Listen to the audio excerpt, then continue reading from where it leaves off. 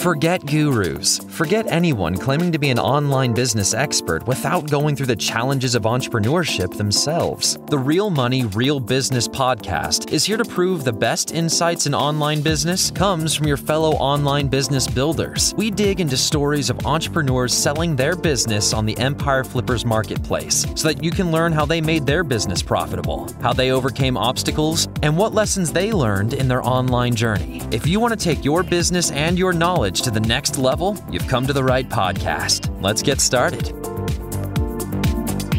Hey everyone, welcome to another episode of the Real Money, Real Business podcast. We record these interviews so potential buyers have more information about the seller and the business to help them make a buying decision. Before we dive in, let's go over a brief summary of this business. It is an Amazon FBA business created in July of 2019 in the health and fitness niche.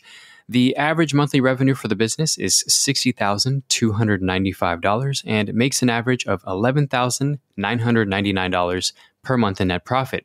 The assets included in the sale are an Amazon Seller Central account with 47 SKUs, supplier contracts and relationships, social media accounts which include Facebook and Instagram, trademarks, so US and UK trademarks, and just as a disclaimer, inventory isn't usually included in the list price, but further details can be provided to those who schedule a call with the seller. So for everyone listening, you can visit empireflippers.com/marketplace and search for listing 60344 to learn more about the business, or you can unlock this listing to start your due diligence if you're interested in purchasing this asset. So that's a brief overview of the business for sale. Let's hear from the seller with me today. So welcome to the show, Michael. How are you doing today? I'm doing great, thanks. Glad to be here. How are you? I'm doing great as well. And I'm looking forward to learning more about you and your business. So to start us off, can you tell us a little about your background in building and running online businesses? Sure. To be honest, I don't have that much of a background. I started off working with my uncle on his Amazon business. And then after a while, I decided to start this one with my own products. Yeah, that's pretty much it. I don't have any, too much prior experience. Okay, well, congratulations on your first experience in business being such a successful one. That's always very inspiring to see. So great job for getting listed on the marketplace. Yeah. All right, so let's talk about the niche. Why did you decide to go in this niche starting out? To be honest, as I said, I didn't have that much experience. So I was just looking at Jungle Scout tutorials, Jungle Scout, YouTube videos and reading their blog and everything like that. Used their tool. And I came up with, like everyone else, I think. At first, I came up with about 100 products. Then after some more research, I got it down to 10, then 3 candidate products. And then I started the first one. And then it just happened to be one of these ones. And then it just logically made sense to increase the number of variations and to stay in the same kind of niche as the first one. Got it. Well, that's great. It sounds like growing the brand was very straightforward after you chose your first product. Always the first product that's the hardest, it seems, or so I hear. I agree. It's make or break product, the first one. Yeah. Okay. So this business was started in 2019. So it's been a few years. So why are you deciding to sell the business now instead of keeping it and growing it?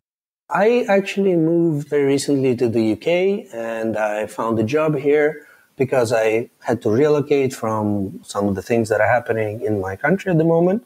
That's why keeping up with the current job and that I found in the UK and also with this business seems unfeasible to me. And I want to focus on building a career. That's why I wanted to sell the business, basically.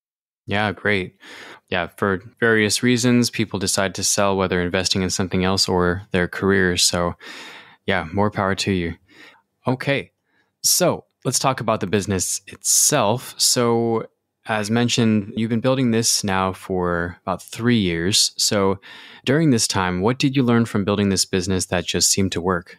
So I think the number one lesson that I learned from this business is that you must have a good quality product. So finding a vendor and building a relationship with the vendor in such a way that allows you to be as certain as you can that your product will be good quality is very important. And related to that, why is that very important? Well, first of all, you want to keep your customers happy. But what that means then is that you will get good organic reviews. And on Amazon, from my experience, if you are getting bad organic reviews, there is really nothing you can do. Eventually your listing will sort of die off. So I think it's very important to have a good quality product and make sure from that you get good organic reviews.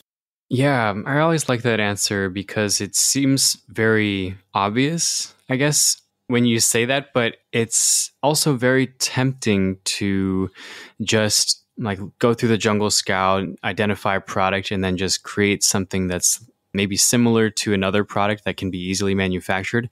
But paying a little more attention to the quality of that product can really help you much further down the road, or even in the beginning when you're trying to get these organic reviews. Excellent. Yeah, I agree 100%. So was there anything you tried with this business that didn't work out as well? Yes, as you mentioned, I started a little over 3 years ago, and about a year in, I tried using Google Ads to drive external traffic. But at that time, Amazon attribution didn't exist.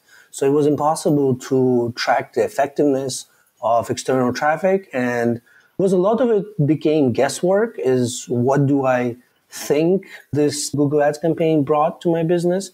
So it really wasn't very quantifiable. That's why I saw that my expenses increased and the profit didn't. So and that's why I stopped using Google Ads. But on the upside, now since Amazon attribution is there, I think it represents a good opportunity in the future. Yeah, that's good for a potential buyer to know. Okay, great. So can you describe now the amount and the type of work that you currently do on this business for maintenance? Sure. Yeah. The three most important things are communicating with vendors, managing the logistics, actually four things: managing the logistics, monitoring PPC campaigns, and then responding to customers. So supporting customers after they've bought the product or when they're asking questions before they buy the product. So that's basically it. Yes. So pretty much it's a combination of inventory management and customer support. Okay. Yeah. But another important thing, it's also the traffic. So the PPC campaigns, that is also an important part not to be forgotten about. Yes. Thank you for bringing that up. Okay. So let's talk about the opportunities. If you were to keep the business, what are some ways you would try to grow it? As I mentioned before about having failed Google Ads before, now that Amazon attribution is there and you can build URLs in a way that you can very clearly see whether your external campaigns are profitable or not. I think one of the opportunities is using Google Ads again, using Amazon attribution to really track their effectiveness. So that would be one thing. But another thing is that these products that I have in my business they have a lot of reviews, and there's a lot of opportunity, in my opinion, to get into new marketplaces. So, for example, into Britain, Canada, or Europe, because the listings share reviews. So you don't need to invest in new listings and building out a big number of reviews before you get profitable in new marketplaces. You basically get a head start. And I think because the reviews are so good and the customers love the products, it would be a great opportunity if you want to scale the business to move into new marketplaces. As I said, in Britain, Canada, and other European countries. Nice. That's great. And what do you think are the biggest risks with this business that a buyer should be aware of? Any Amazon seller should be aware of the inherent risks associated with running an Amazon business. At the end of the day, you are on Amazon's platform. They have control over what happens with your account. They have strict policies of how to manage certain things. And if you do something wrong, theoretically, they could just close your account. So that's an inherent risk. And besides that, I wouldn't imagine there's any specific risks associated with my business specifically, but you need to be aware of course, the current macroeconomic situation globally. US-China relationships are worsening, and there's war in Ukraine, and just in general, Amazon sales seems to be going down with the COVID correction. So that would be just in general terms, that would be the risks. Yes. And all of those things that you mentioned are definitely things, somebody experienced in Amazon selling, but also just people in general would be aware of. So yes, that's has affected all Amazon businesses alike. All right. Well, a few housekeeping questions just to wrap this up. Michael, how much support are you willing to offer buyers? I am willing to offer as much support as needed for post-deal and with managing the vendors and relationships with them and everything like that. So I'm open to as much support as needed. Okay, well, that's very generous. Just to let the listeners know, the default is 30 days typically of email support and phone calls. So thank you for letting us know, Michael. Yeah, of course. Okay. And next question, would you commit to a non-compete on this business after the sale? Yeah, for sure. I would commit to not bringing any products that are in the same niches as the ones that are associated with this business. 100%. Yep, great. And are you open to something like an earnout? Yes, I'm open to an earnout, but as much cash upfront as possible is preferable, of course. But I am willing to negotiate an earnout if that is something that potential buyer will need. Okay, great. And last two questions. Putting yourself in the shoes of a buyer, why do you think this is a business worth buying? It goes, I think, mainly to the opportunities that we discussed a bit earlier. Specifically to our business, first of all, there is a lot, first of all, of reviews, and they're very good quality. They're very high rating on the listing. And so because that is such a valuable asset on Amazon, the reviews, and we have a lot of variations, what you can do is expand into new marketplaces, which are virtually untouched for this kind of product.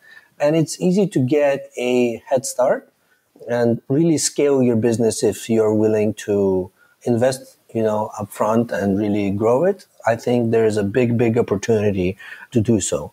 And also there are a lot of variations for the products that are associated with my business. And so it would be easier to expand into analogous products as well.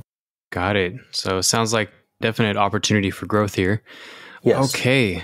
And one other thing, sure. Sorry to interrupt. Yeah, no worries. One other thing is that the products associated with this business, if you look at the life cycle of a product, I would say that they are in the early stages still. So even though there is a lot of potential to grow in new marketplaces, there is also a lot of potential to grow in the current marketplace. So I think they're definitely early in the life cycle, and until the maturity stage, there's still some time and some availability to grow the products just organically even.